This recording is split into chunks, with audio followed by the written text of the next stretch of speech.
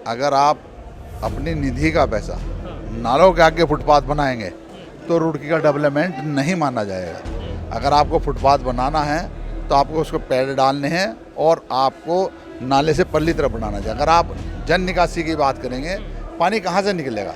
आज माननीय बत्रा जी ने जितने भी फुटपाथ हैं सबके नाले आगे आगे ढक दिए हैं, तो पानी कहाँ से निकलेगा? सब में विकास तभी हो पाएगा जब जल निकासी रुड़की की बिल्कुल ठीक हो पाएगी। तो मैं मानता हूं कि यहाँ की सारी समस्याओं का निवारण होगा और ऐसा नहीं है प्रदेश सरकार के पास पैसा नहीं है या केंद्र सरकार के पास पैसा नहीं है, सिर्फ जो यहाँ के प्रतिनिधि हैं उनके द्वारा उसे लाने की जो प्रक्रिया है उसको ज़मीन पर उतारने की ज़रूरत है। देखिए, यहाँ उम्मीदवारों का चयन नहीं हो रहा है, यहाँ सिर्फ बूथ कमेटी की पार्टी की समीक्षा हो रही है। संगठनात्मक कैसे बूथ मजबूत किए जाए, किस तरह आने वाले चुनाव का मुकाबला हो, उस पर चर्चा कर रहे हैं।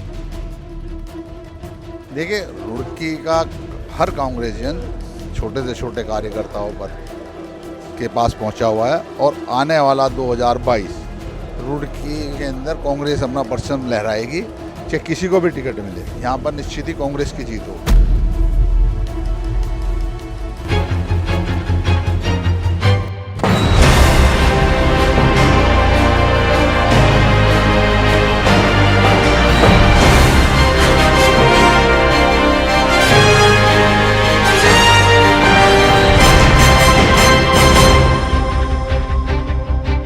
नमस्कार, आप देख रहे हैं द न्यूज़ ऑन नेटवर्क। मैं हूं आपके साथ हेमंत। यहाँ पे कांग्रेस पार्टी ने जिनको जिम्मेदारी दी है पधारे हैं रुड़की इंद्र सिंह बेहड़ साहब।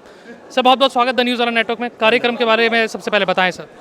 देखिए, हम लोग बूथ की समीक्षा कर रहे हैं, आज बूथ की समीक्षा की है और जितने यहाँ पर बूथ हैं 133-37 तक, उनकी जो घटे बढ़े हैं उनको मिलाकर उसके लिए हमने बातचीत की है और कमेटियाँ हमारी तैयार हैं और जो कमी है उसको हम पूरा कर रहे हैं। किस तरह का रिसर्च आप यहाँ से लेके जा रहे हैं, क्योंकि कांग्रेस पार्टी के लिए पिछली बार भी चुनौती भरा रहा था ये क्षेत्र?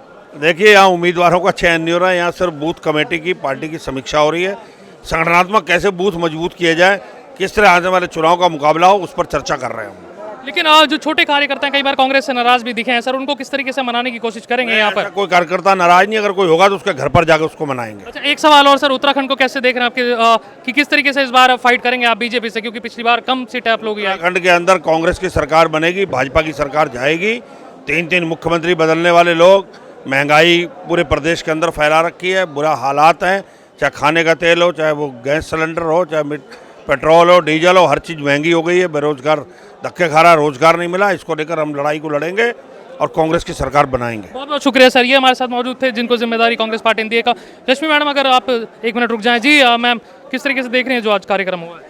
आज हमारा तिलक राज बेहड़ जी हमारे उत्तराखंड के बहुत ही अच्छे राजनीतिज्ञ हैं और मंत्री रहे हुए हैं, पूर्व मंत्री हैं हमारे, और बहुत अच्छे इंसान हैं। उनको यहाँ पे मतलब प्रभारी बना के भेजा है। बूथ लेवल पे हम लोग किस तरीके से काम कर रहे हैं, हमारे ब्लॉक अध्यक्ष और हमारे जो कांग्रेस के हार्ड वर्कर्स हैं किस तरीके से, तो उसकी समीक्षा करने के लिए हमारे बीच में बेहड़ साहब आए थे और कम्प्लीटली उनको सारे लोगों ने उनको अच्छी तरीके से उन्होंने समीक्षा की है और अच्छी तरीके से उनको पूरा बताया गया है। और आने वाले टाइम में 2022 में आप देखना कि कांग्रेस सरकार बनने जा रही है यहाँ पर। चलिए ठीक है, थैंक यू मैम। और लोगों से हम लोग बातचीत करेंगे जो लोग यहाँ पे कार्यक्रम में शामिल हुए हैं। यशपाल राणा जी हैं, पूर्व मेयर हैं रुड़की, बड़ा चेहरा है कांग्रेस पार्टी का रुड़की से और दावेदारी भी शायद हो सकती है। सर, किस तरीके से देख रहे हैं आज जो आपके अध्यक्ष जी पधारे हैं यहाँ पर? देखिए, हमारे प्रदेश कार्यवाही अध्यक्ष माननीय तिलक राज बेहड़ जी रुड़की पधारे हैं और उन्हें 11 विधानसभा की जिम्मेवारी मिली हुई है।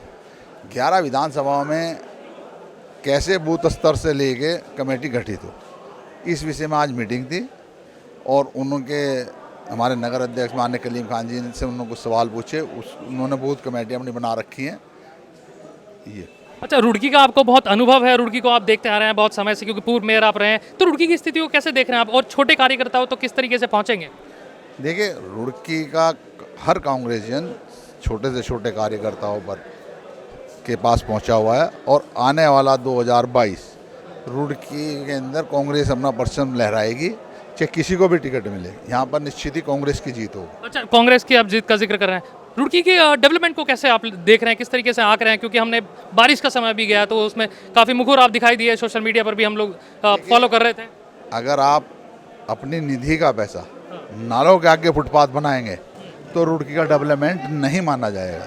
अगर आपको फुटपाथ बनाना है तो आपको उसको पेड़ डालने हैं और आपको नाले से परली तरफ बनाना चाहिए। अगर आप जन निकासी की बात करेंगे, पानी कहाँ से निकलेगा? आज माननीय बत्रा जी ने जितने भी फुटपाथ हैं सबके नाले आगे आगे ढक दिए हैं, तो पानी कहाँ से निकलेगा?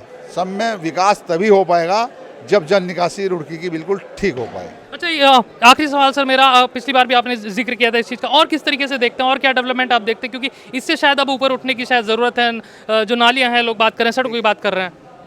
इससे तो ऊपर तभी उठा जाएगा जब आप ऑटोमेटिक ऊपर है। आपकी सड़क किससे टूटती है? अगर आपकी तारकोल की सड़क बनाई हुई है, वो कैसे टूटेंगी? जहाँ पानी भरेगा, तारकोल और पानी का बैर है। जहाँ पर भी तारकोल की सड़क होगी और बरसात का पानी भरेगा, वो तारकोल की सड़क खराब हो जाएगी। आपकी सीसी की सड़क है, वो खराब नहीं होगी। आप जितनी भी इस टाइम रुड़की की सड़कें देख रहे हैं, जहाँ जहाँ भी फुटपाथ बनाए हुए हैं, वो तारकोल की सड़क के सामने बने हुए हैं। इस वजह से रुड़की की बुरी हालत है और आने वाला समय बिल्कुल कांग्रेस के लिए ठीक रहेगा।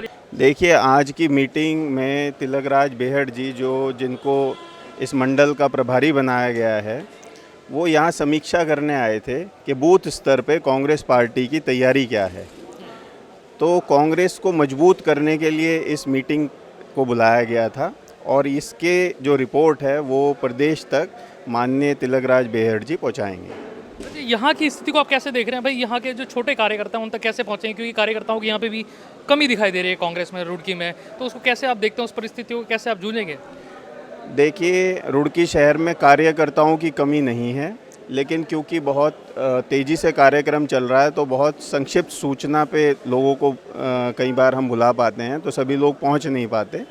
लेकिन इस वक्त यदि कार्यकर्ता किसी पार्टी के पास रुड़की शहर में है तो वो सिर्फ कांग्रेस पार्टी के पास ही है, तो उसमें आपको कम लग रहा होगा, ऐसा नहीं है। जोश व खरोश जो है ज़बरदस्त है कांग्रेस पार्टी के कार्यकर्ताओं में और चप्पे चप्पे पर है। अच्छा, कहा जा रहा है लोगों के द्वारा कहना है कि भाई कांग्रेस पार्टी के पास कोई प्लान नहीं है रुड़की को लेकर, तो रुड़की को लेकर किस तरीके से आप देखते हैं कि कांग्रेस पार्टी के पास कोई प्लान है भी या नहीं रुड़की को लेकर?